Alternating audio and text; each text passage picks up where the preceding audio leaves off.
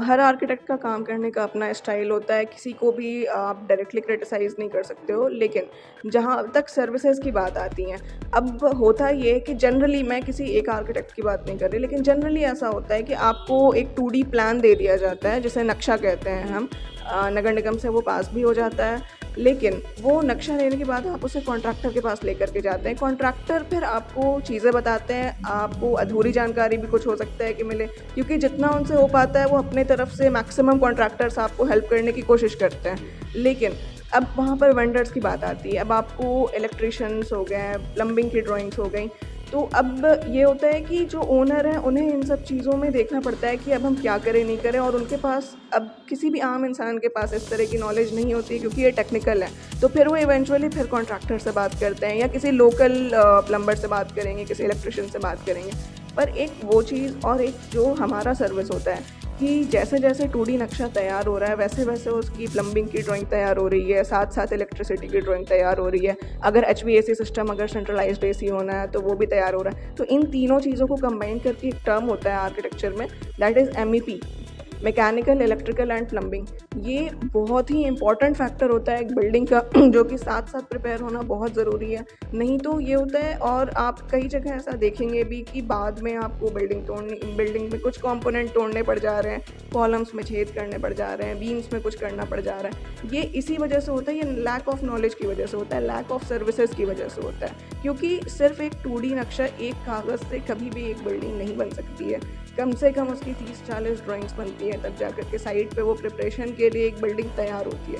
तो हमारा यही एजेंडा है कि ये सारी सर्विसेज हम ही प्रोवाइड करें। ऐसा ना हो कि आपको किसी और के पास जाना पड़े, जितने भी वेंडर्स से बात करना है आपको। अब जैसे एक फॉर एग्जांपल आप मान लीजिए कि आपको टाइल लगवानी है, और आप इंटीरियर अभी नहीं करवा रहे हैं, या चलिए जो भी है, तो उन वेंडर से बात करना कि कौन सा क्या लगना है। और जब आप इंटीरियर की बात अगर करते हैं, अगर घर में इंटीरियर होते हैं, तो 1 लाख चीज़ें होती हैं उसमें।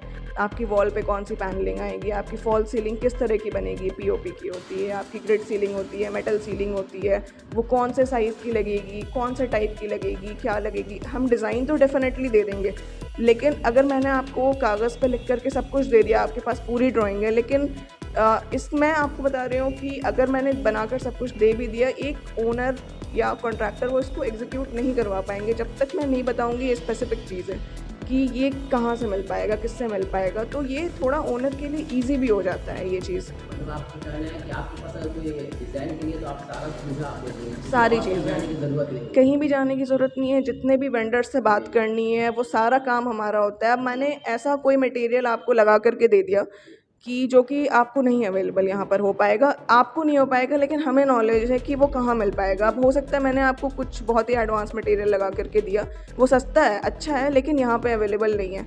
बट कोई एक आम इंसान को जानकारी नहीं होती है वो कहाँ मिलेगा, लेकिन हमें जानकारी होती है क्योंकि हमारे कॉन्टैक्ट में वेंडर्स होते हैं। तो मैं बात करूँगी तो हमारे साइड से वो थोड़े कंसेशंस भी मिल जाते हैं, पैसे भी आपके थोड़े कम हो जाएँगे। तो ये सारी ज़िम्मेदारी, ये सारा सर-दर्द हमारा हो जाता है, ओनर को कुछ नहीं करना होता है। वो सिर्फ़ ऑफ़िस में आएँ, हमसे डिस्कशन करें एंड उनका काम ख़त्म। बाकी चीज़ें हम सँभाल रहे हैं।